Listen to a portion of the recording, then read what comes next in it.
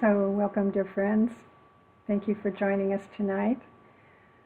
At this full moon, we're going to be celebrating the sun in the sign of Capricorn and the moon in the sign of Cancer. And I know this energy very well because my rising sign is Capricorn and my moon is in Cancer. So I've been feeling the energy pretty powerfully. But Capricorn is symbolic of the father principle, and Cancer is symbolic of the mother principle. So it's the joining of spirit and matter that we're going to be talking about tonight. And because of this present Omicron crisis, I'm not sure if I'm pronouncing that right, I'd like to start with the protection formula so that we can invoke the cross of divinity. This variant is hitting so hard that I think a little extra protection from the spirit world might be called for.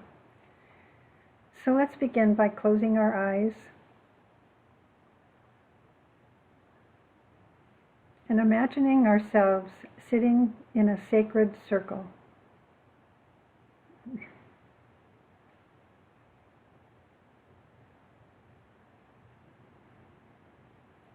And let our intention be to create within this circle a positive energy field of light and love, a receptive group field.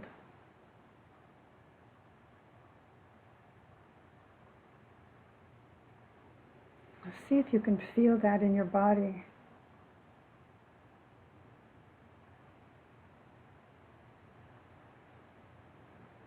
And then let us invoke the cross of divinity. We do this by touching our forehead with the thumb and the first two fingers. We touch our forehead and repeat together silently. As a soul, I work in light. And then touching our chest, and darkness cannot touch me. And touching the left eye, I take my stand within the light. Touching the right eye, I work, and from that point, I never move. Imagine that cross now standing right in front of you, sending its protective energy all around you. And then see it in front of every member of our circle. Creating a protective shield around our entire group.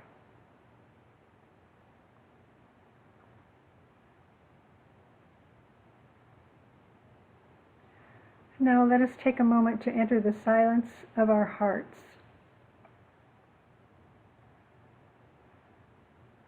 Sitting in this silence, begin to be aware of your breathing, aware of the beating of your heart.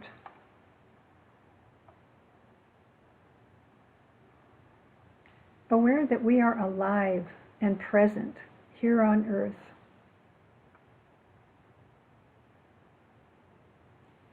And imagine a flame burning in the center of your heart. This is the fire of love that burns at the core of our being. Know that this fire exists within each of us, within everyone.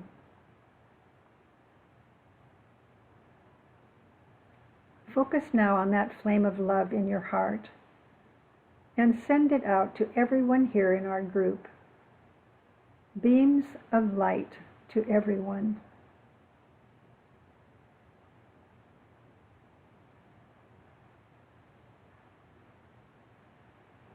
Let us weave a matrix of light around our circle.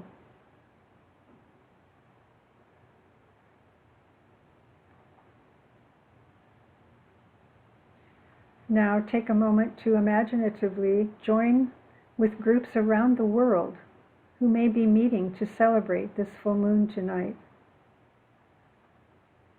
Visualize this network of light encircling our planet. becoming a planetary matrix of light that receives and transmits the blessings coming from Capricorn and Cancer.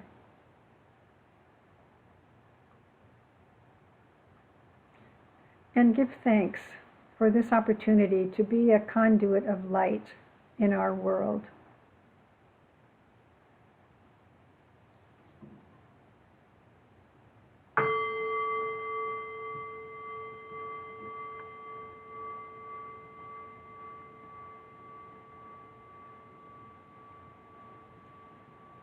So let's talk now about the full moon energies.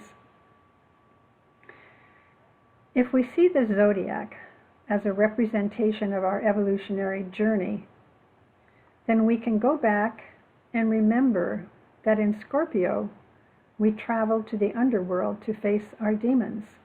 Does everyone remember that month? Then symbolically, we entered Sagittarius, where our consciousness expanded because we had cleared away some of the dross of our personality. We are now able to see a vision of what might be possible. Our awareness has opened up, and now we enter Capricorn. Capricorn is an earth sign, and so part of our duty in Capricorn is to stabilize this new state of consciousness. What does it look like? Well, on the highest level, it appears as a person who has fully integrated their personality. The development of the ego is now firm and steady.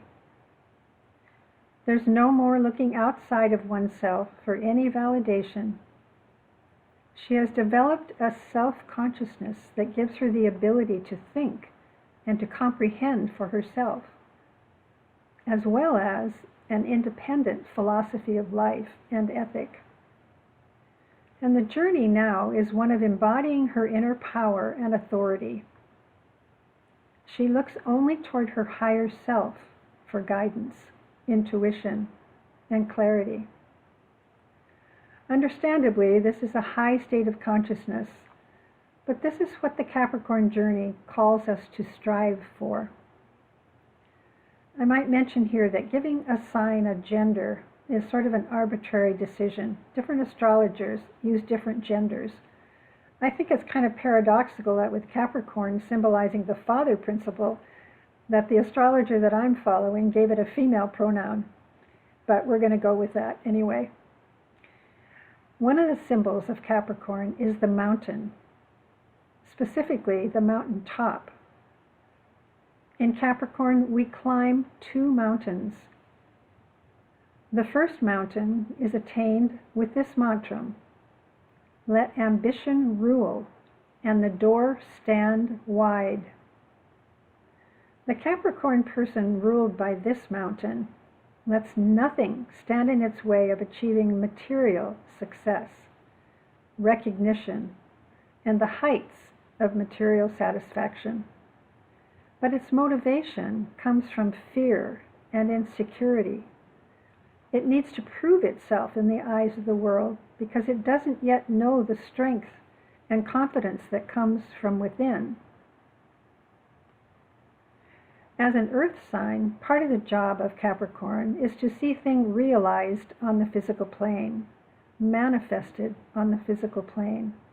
It's very practical, wants to get on with it, and on this mountain of materialism, she is so focused on proving herself, she can't afford to be too vulnerable. She doesn't want anyone to see what she perceives as her weakness. She can be emotionally cold and unavailable because of her fear. She can sometimes suppress her emotions in allegiance to what she perceives as her duty and obligation. She strives to achieve. The higher purpose of Capricorn is to lead us to true enlightenment. So this journey up the mountain of materialism is all part of the process. At some point, she will experience a crisis in which she'll realize that achievement on the physical plane doesn't bring her the inner security she's seeking. As soon as she realizes or becomes aware of the inner life, she begins her second ascent, climbing the mountain of spiritual aspiration. In this ascent, she must learn to become fearless, to not let her fear and insecurity, her self-doubt, and her negativity rule her. She needs to learn how to honor her own value, regardless of how friends or colleagues or the rest of the world might judge her. This is one of her greatest vulnerabilities, worrying about how others might view her. So the climb up this mountain takes a great deal of inner courage. Every personality obstacle must be overcome if she is to reach the top. And sometimes there's a great feeling of loneliness on this ascent, as we see how divergent we are from the mainstream, how different our consciousness is from the mainstream. Can we learn to be courageous in face of these obstacles? Can we stay true to our quest and climb the mountain fearlessly, disregarding other people's opinion of us? On this particular mountain, we must also be careful of spiritual pride, thinking as we progress that we are then more highly evolved than those peons on the mountain of materialism. We must become humble in our journey. So this month, it might be wise to spend some time in contemplation about which mountain you may be climbing, and where are you on this ascent to the top. Can you visualize your position on one of the mountains? How far have you come? How much further do you have to go?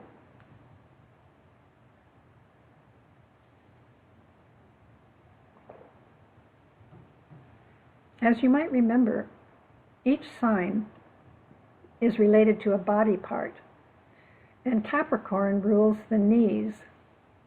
So when Capricorn finally does reach the mountaintop, she kneels in humility. Her personality is transformed. In the esoteric tradition, we call this the initiation of Transfiguration. No obstacles remain to hamper the full infusion of the soul. The personality now takes on the role of being a servant to the soul, rather than the ego calling all the shots. This is one definition of enlightenment. And on this blissful mountaintop, it's tempting to want to stay there, to stay lost in that bliss, that light. But here the second mantra from Capricorn rules. Lost am I in light supernal, yet on that light I turn my back. We must now bring that light back down the mountaintop to earth, to humanity, to help light their way. But isn't that what we're all called to do? To bring our spiritual awareness into our everyday life? To ground our spiritual life in the soil of the earth? There's a poem by Kahlil Gibran called The Blessed Mountain. Quote, "You may have heard of the Blessed Mountain. It's the highest mountain in our world. Should you reach the summit, you would have only one desire, and that is to descend and be with those who dwell in the deepest valley. That is why it is called the Blessed Mountain." End quote. So what does all this mean for us in our everyday life this month? Well, Capricorn is a sign with a lot of will energy. It needs that will if it's going to climb the mountain. So I think one of the things we'll need to do is to be mindful of all of that will energy coming our way. How will we use it? Can we commit to channeling it into whatever serves the higher good? Or will we be seduced into using it to further our own selfish agendas, to help us get what we want to satisfy our personalities, our egos. That's one of the challenges we'll face this month. So let's take a look for a minute about what else is up for us in 2022. Well, at the peak of the full moon on Monday at 3:38, I think it is, the planet Pluto will come into play in a big way. And if you remember, Pluto is the planet that brings to the surface all that we have been hiding in our unconscious. And as you also know, when things finally surface from our unconscious, those hidden things, it's not always easy to process them. And with this particular placement, it seems like there may be a potential for a great deal of emotional reactivity. And I think we're seeing that already playing out in our world. So again, a good time to be very mindful of how you're going to use that strong energy coming in. And I've been told by several astrologers that the planet of Uranus will be dominant this year. Uranus is in the sign of Taurus until 2026, so it's going to be with us for some time.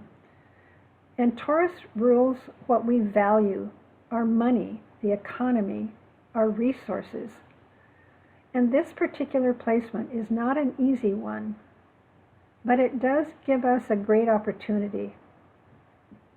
Uranus is the planet of awakening, so it may lead to the eventual transformation of our economic system, so that wealth may spread out more equitably across the earth.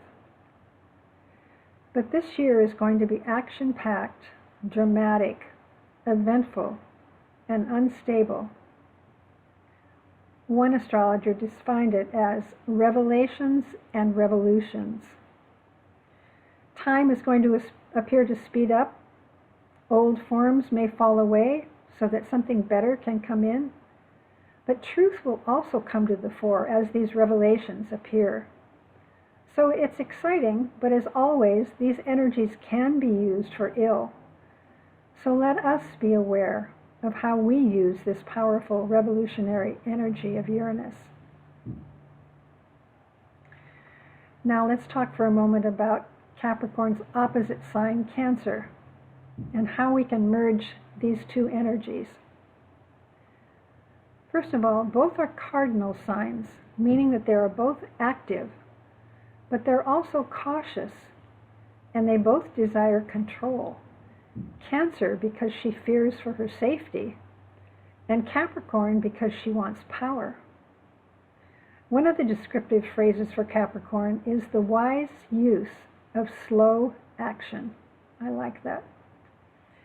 Capricorns are not impulsive. They're very cautious. They think things through before they act. Cancer is a water sign, while Capricorn is earth. So Cancer is going to be much more fluid, much more sensitive and open-hearted. Cancer would love nothing better than just to stay and linger in this bliss, while practical and earthy Capricorn says, let's just get on with it. There's something more to be done. So the open-hearted energy is not very available to the pragmatic Capricorn. While Capricorn uses her strong will to get on with it, Cancer would prefer to move more slowly, softly, gently. Cancer can be very drawn to emotional drama, but she does love her comforts. She wants one more fine dinner, maybe a massage, and asks for a bit more tenderness before the up-and-atom energy of Capricorn has to be confronted. So the challenge in integrating these two energies is demonstrated by these questions that we can ponder this month. Can sensitivity, emotion, and caring find a home on Earth? Can Cancer find the courage and strength to go against the tide, to make the long, arduous journey up the mountaintop, to leave behind her comfort zone? Can Capricorn courageously open her heart and be vulnerable? Let her tenderness show. Let love flow. Or will she take a rigid stance and hold on to her ideas because she's so afraid and insecure? Capricorn is pragmatic, patient, cautious, and serious, and she perseveres. She needs to learn to lighten up a bit, and Cancer can help her with this. Cancer is a nurturer, Capricorn a provider. Can we learn to be a nurturing provider? Cancer feels, Capricorn not so much. How can we learn to be lovingly detached? Cancer is circuitous, Capricorn is direct. Can we learn to speak our truth with tact and gentleness? Both of these signs have a strong will, but they tend to be traditional, not radical or impulsive. So now let's listen to a poem about Capricorn called Love Itself by M. Clare. Please do not regret all those moments that have brought you here. If you are reading this, then your perseverance has been answered, and a grace is coming. So for now, hold on loosely to where you are. And like knots on a rope that mark your reaching, hand over hand, you will continue to climb, sometimes through ecstasy, sometimes through white agony, but higher and higher into ever more light. The same formula over and over again, until that day you find yourself just a beacon, only flame, in a place where even love itself has come undone. I love that. Now I'd like to share with you an image that an astrologer friend of mine wrote about the Capricorn journey. I think it's such a beautiful way to think about Capricorn. This is from Malvin Artley. Quote, "Spiritual life is like a foundation of stones, laid side by side, a little bit every day, and great care is taken with the placement of each stone. Each passing day sees the growth of a beautiful edifice if the plan of one's soul is adhered to with care. And when the mountain of stone is complete, and we ascend to the top and survey the land over which it is built, then we see the plan in its fullness and a great deal more. We see that our own plan is interrelated with so many others, that our own mountain is very similar to many more that are around us, and that everyone is building their own set of stairs to the summit of their lives. Capricorn is the mountain, and the person, the path, and the one treading it. The two are inseparable. So when you reach the peak experiences of your life, and the final stones are laid, stop and have a look around. Enjoy the view for a bit and find appreciation for what others have done as well in their own way. We are not so different from anyone else. Though the way may be difficult, we all do it together, even if we seem separated in the process. The best that we can do and be is the greatest gift and legacy we can leave to the world in our passing. Take pride in what you do. The task is well worth the effort. The path we lay and the foundations we build are the gifts that we leave for the future." End quote. And that leads me to another poem that many of you have heard before, but it speaks to the question of how we bring our gifts out into the world. It's called Cargo by Greg Kimura. You enter life a ship, laden with meaning, purpose, and gifts, sent to be delivered to this hungry world. And as much as the world needs your cargo, you need to give it away. Everything depends on this. But the world forgets its needs, and you forget your mission. And the ancestral maps used to guide you have become faded scrawls on the parchment of dead pharaohs. The cargo weighs you heavy the longer it's held. Spoilage becomes a risk. The ship sputters from port to port, and at each port you ask, is this the way? But the way cannot be found without knowing your cargo. And the cargo cannot be known without recognizing there is a way. And it is simply this: you have gifts. The world needs your gifts. You must deliver them. The world may not know it is starving, but the hungry know, and they will find you when you discover your cargo.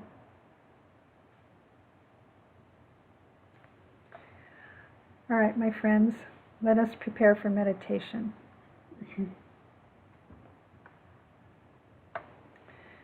This is a Capricorn meditation for the new year from Tara Brach, a Buddhist teacher. She starts by saying, quote, "For many of us, this new year offers us the opportunity to take a fresh look at our lives, to reconnect with what most matters. In that spirit, let us begin this meditation that will help us to listen more deeply to our hearts, and let us become more intimate with the current state of our heart and really get in touch with our deepest longings or aspirations." So as a way of arriving, you might just sense your posture right now and make whatever subtle adjustments help you to feel awake and alert and at ease. You might want to close your eyes and begin with a conscious breath, inhaling deeply, perhaps to the count of 5, so you are feeling your chest and lungs. And with the out-breath, a soft breath, a slow breath, releasing any tension or tightness.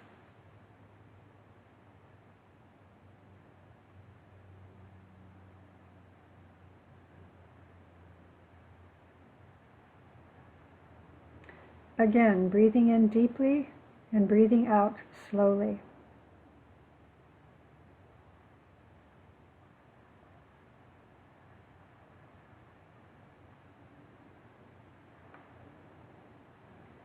Sensing the possibility of softening down the length of your body, letting go, letting go.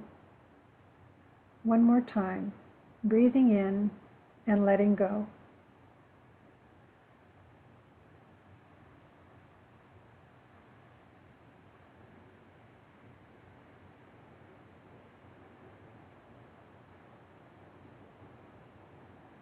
And now allowing the breath to resume its natural rhythm, still sensing with the out-breath that you can let go of any unnecessary holding or tightness. And perhaps just gently taking a moment to scan your body and notice what wants to let go right now.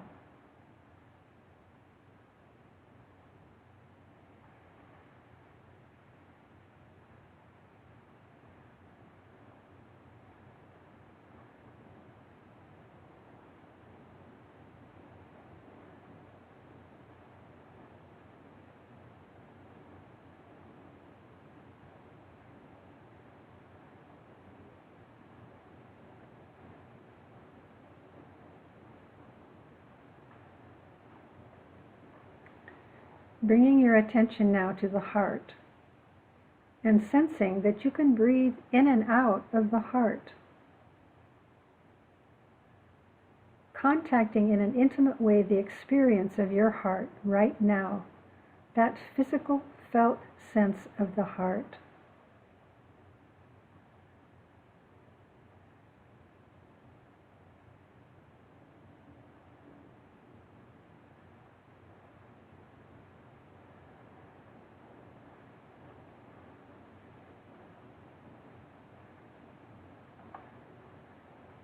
Now I'd like you to imagine you're walking down a path. It could be in the woods, by a stream, or in the mountains. And you know that soon you'll be walking around a bend. You're not there yet, but soon you'll be walking around a bend, and what you'll see or feel or hear will be the current state of your heart. So again, feel the area of your heart, breathing in this present moment.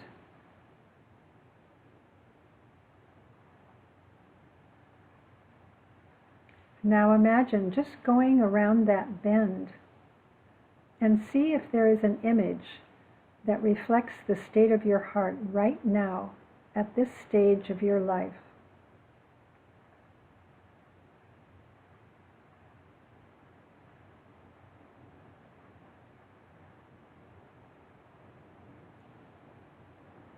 It might be a particular landscape or an animal or a tree. It might be a color or a sound, perhaps music or hearing certain words. What's the feeling tone of your heart?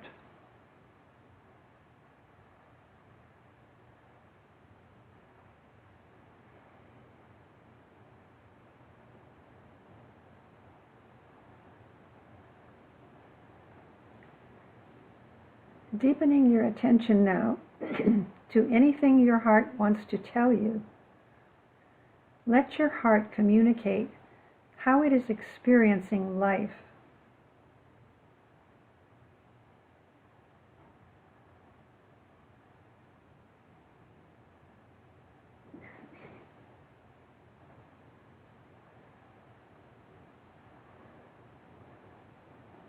Now, as you deepen still further, in intimate connection to the state of your heart, continuing to listen inwardly, sense what your heart most longs for.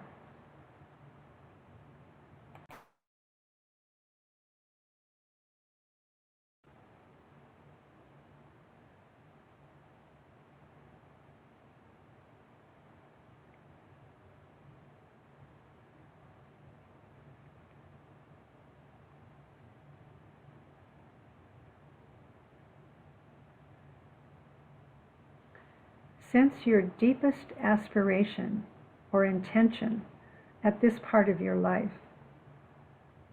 What is it you most want to be experiencing or trusting or expressing? Sensing what most matters.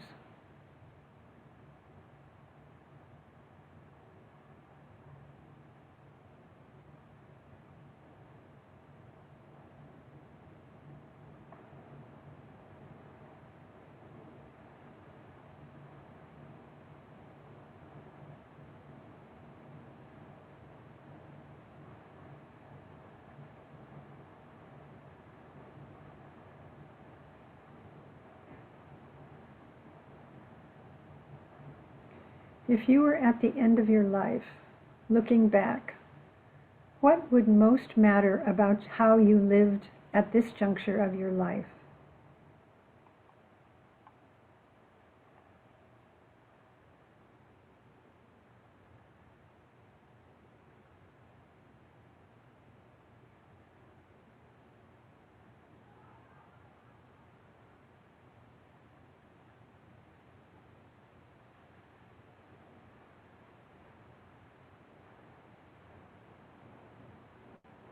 Now, in some energetic way, bow to whatever you are noticing, trusting that you can continue to listen and be informed by your heart.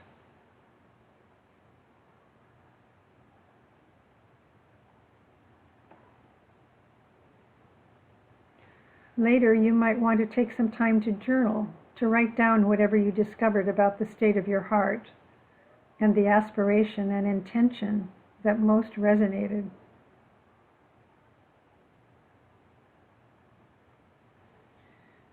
When you are ready, bring yourself back to your room.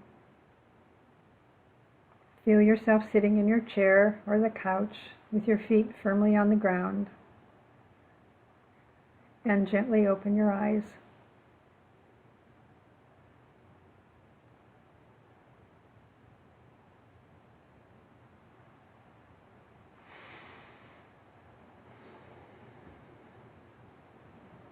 We're going to close with the Great Invocation, a world prayer that was given to us by a Tibetan master. So silently go along with this while I speak.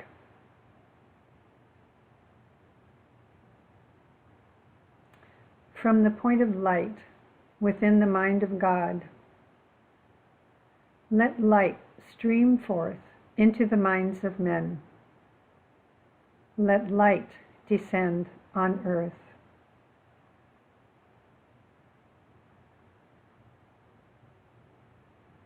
From the point of love within the heart of God, let love stream forth into the hearts of men. May Christ return to earth.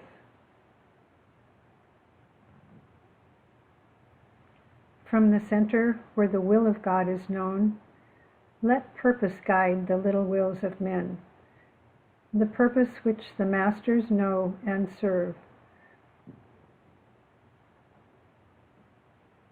From the center which we call the race of men, let the plan of love and light work out, and may it seal the door where evil dwells. Let light and love and power restore the plan on earth.